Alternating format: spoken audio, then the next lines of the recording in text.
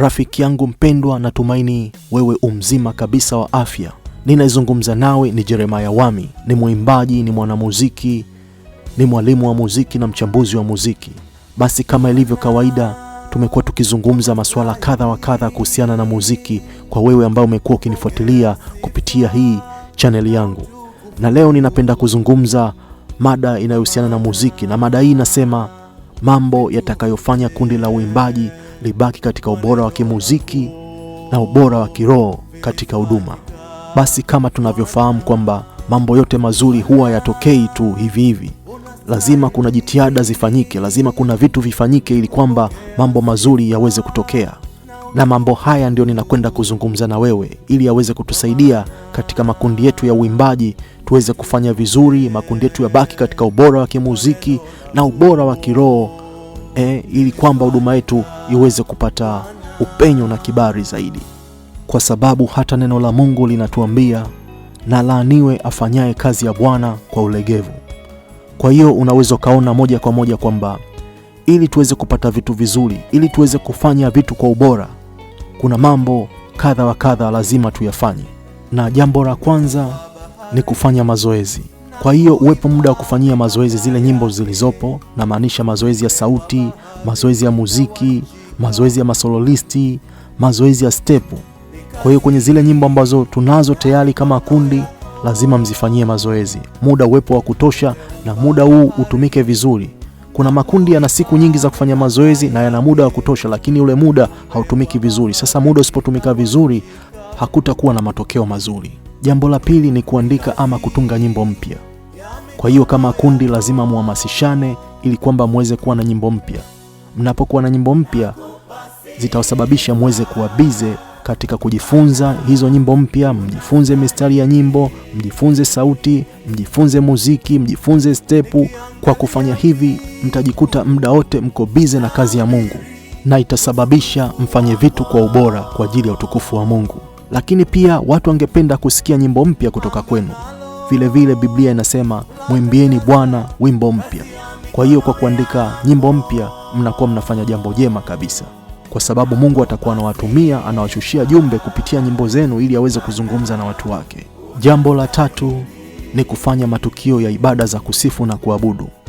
Mnapoandaa matukio ya ibada hizi katika roho na kweli, hii inawasababisha muweze kuwa karibu na Mungu, kwa sababu mtahitaji muda mwingi wa kufanya mazoezi ya nyimbo zenu, mtahitaji muda mwingi wa kufunga na kuomba, mtahitaji muda mwingi wa kufanya ibada. Kwa hiyo matukio kama haya yote yatawapelekea muweze kufanya vitu kwa ubora, kwa sababu mtakuwa na muda mwingi sana wa kufanya mazoezi na kumsogelea Mungu. Kwa hiyo Mungu lazima atawainua kutoka hapo mlipo na kwenda hatua nyingine juu zaidi.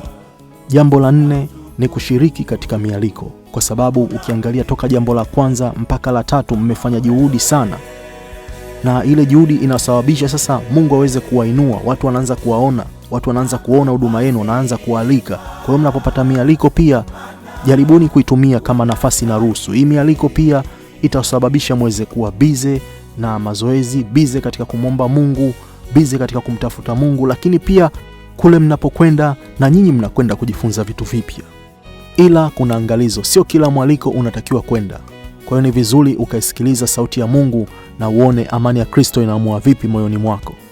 Lakini pia ni vema kutii mamlaka iliyopo. Kwa hiyo kama uongozi wa kanisa unasema katika mwaliko huu hapana, ni vizuri pia kutii na kuwasikiliza. Jambo la tano ni kufanya recording.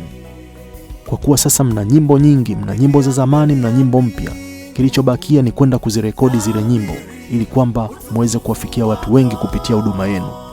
Na hii recording itasababisha tena muweze kuwa na jitihada nyingi katika kufanya mazoezi, jitihada nyingi za kujifunza sauti, jitihada nyingi katika kujifunza muziki, jitihada nyingi za kufanya maombi na kufunga, ili kwamba Mungu aweze kuwatumia kwa ajili ya utukufu wake. Kwa hiyo jitihada nyingi ambazo mtakuwa mmeziweka katika kufanya recording zitawasababisha muweze kufanya vitu kwa ubora na Mungu atatukuzwa. Jambo la sita ni kudumu katika kuomba, kukesha, kusoma neno la Mungu pamoja na kuishi maisha ya usafi na maisha ya utauwa. Hilo litakuwa ni jambo jema sana, kwa sababu itawasababisha muweze kuwa barua njema, barua safi inayosomeka vizuri kwa watu. Basi haya ndio mambo sita ambayo nilipenda nikushirikisha ndugu yangu. Hii yote iweze kutusaidia kufanya huduma yetu katika viwango vya ubora wa kimuziki, ubora wa kiroho, na yote hii ni kwa ajili ya utukufu wa Mungu.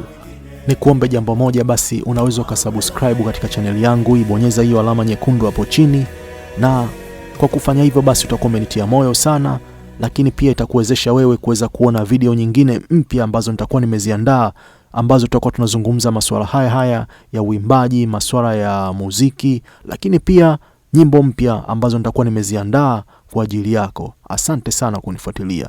Ni mimi rafiki yako Jeremiah Wami.